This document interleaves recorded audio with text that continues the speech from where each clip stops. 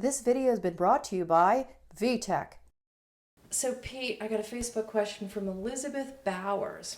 She asked, what are your thoughts on glue on horseshoes? Do you think the adhesive is potentially hazardous to the health of the horse's hoof? Or could there be a better, more natural way to do this? Okay. The synthetic horseshoes, there's things that I like about them and there's things that I don't like about them. The number one thing I like is the material. You just get better energy dissipation, shock absorption, versus metal. And in my opinion, metal shoes made a lot of sense when it was the only material that we had that would hold up under a horse. But now we have other materials that hold up under the horse, and they are more friendly to the joints, to all the tissues, is just in shock absorption. And I also really like the way most of the synthetic shoes will flex vertically.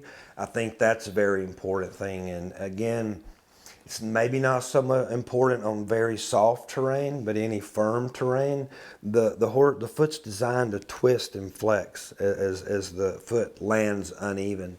And when it's shod rigidly, it can't do that.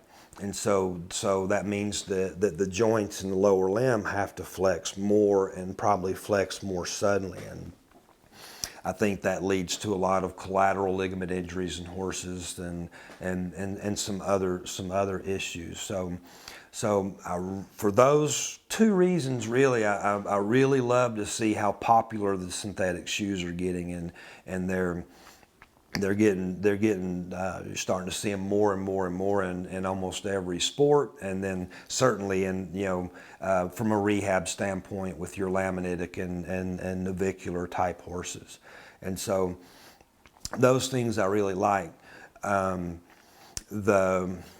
What I don't like, and all the different models of them vary, most of the different models still force you to load the bottom of the wall, whether it's a nail on or a glue on. You have to glue to the bottom of the wall, and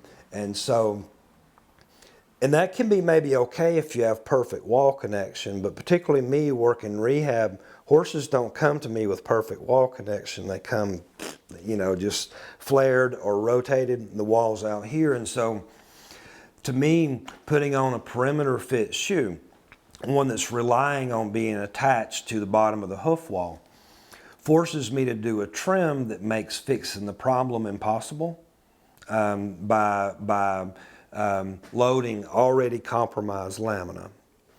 And that's why I use the glue on I use when I do glue is Easy Boots glove glue on shell, because it's basically like a hoof boot, which again, I told you I'm a boot guy anyway, but this is a lot of the reason why.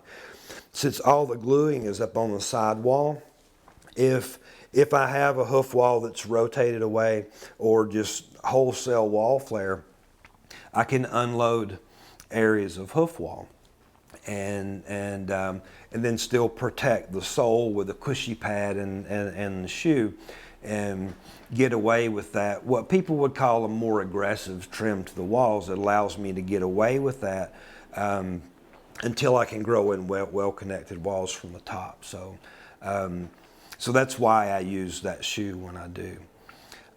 But a concern is that as they get more and more and more popular, that it'll just become another thing that's left on the horse's foot 365 days a year, which leads to weakness. And people do that to protect from pathology, yet it ensures pathology. So that's my concern about it, which brings me right back to hoof boots, which is really my thing. to me, it's much more reasonable to have the horse be barefoot, assuming he's comfortable in his own turnout environment.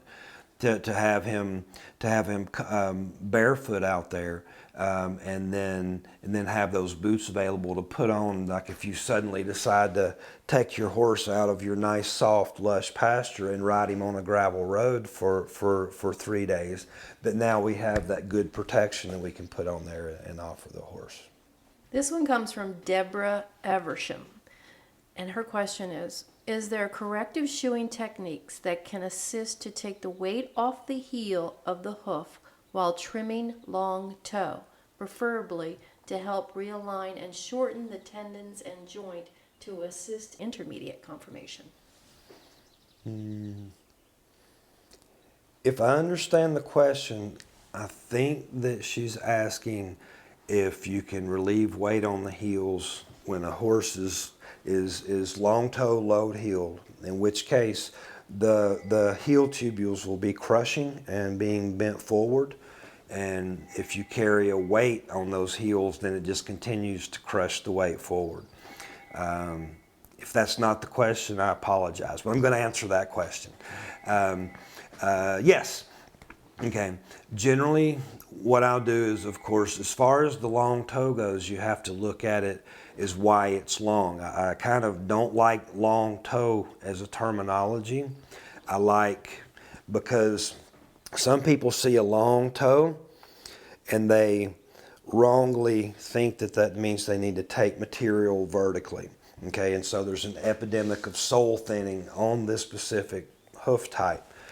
And so, well, now what we need to do is bring the foot back, which, yes, I'm a stickler for that, for getting that toe back, basically exactly where it would be if we had perfect wall connection.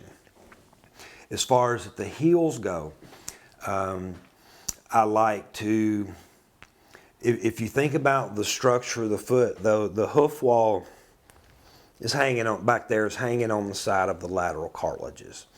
And just the way it would be hanging on the side of the coffin bone around the front. So all those bent tubules are hanging on the side, and the bar material is growing basically from the bottom of the lateral cartilages. So I found that you can get away with loading the inner part of the hoof wall and the bar wall junction, and have your vertical height provided for that, while rockering or relieving pressure on the bent tubules. And we've seen this. We captured it on video of the tubules dropping down. It was 11 or 12 degrees in just a few minutes, by doing that. And you caught it on video? I mean, is it somewhere so people can see that? Yeah, it's in the Under the Horse DVD set. Okay. Yeah. It was in front of 100 people, and I didn't even know she was filming. She turned the camera on, and I didn't know. It was cool. Yeah, that's amazing. Yeah, and so you're loading the bar wall junction area while relieving pressure on those bent tubules. And so, because the big problem usually prior to thinking that way was that by the time you cut all those bent tubules off, you had your heel too low. But by doing that, you can maintain vertical height while relieving the bent tubules. And I do basically that same method whether we're doing it on a barefoot horse or a horse that's getting booted turnout or in a glue on. And it works the best in order on a barefoot horse. Next in order is a booted horse, and next in order is on a glue on. Yeah, but sometimes we have to use the boots or the glue on, because really most horses get in that boat from landing toe first, or from, it sounds backwards, or from extreme, not ever continuing the stride out back, from keeping the feet paddling out front. And so if we have a horse that's lame when he's barefoot, and it's not going to help matters when we do this to it, okay? That then if he's continuing to have compensative movement, you'll never fix the problem. So the real key is to get long, comfortable stride, heel first impact, a complete stride all the way out the back to get the movement right. And so that's why Sometimes I have to do it with the boots or with the glue on, even though I know it's slower. It's still faster than if you do it barefoot while the horse is compensating or in pain. It doesn't work at all. So you have to have the movement. Okay, great answer. One thing we didn't answer in Elizabeth's question was the adhesives. I think I didn't answer all of that question either. There was multiple. Well, yeah, I mean, No, you did okay. answer the first oh, part. yeah, it was this one that had potential- 3 parts. Yeah. Right. Are the adhesives? Are the Repeat it. adhesives potentially hazardous to the hoof health? But I'm also concerned about the handler. I mean, the person handling the adhesives. Should you wear gloves? And do you think that there's anything that could happen there? I do wear gloves, and certainly I worry about breathing the fumes. I do it in a well ventilated area. And I don't know of any potential problem, but I don't like breathing or touching chemicals. I don't care what they are, and so as far as harming the horse, I think no one knows, and so that's a question that we need to answer. We need to figure out. Time will tell.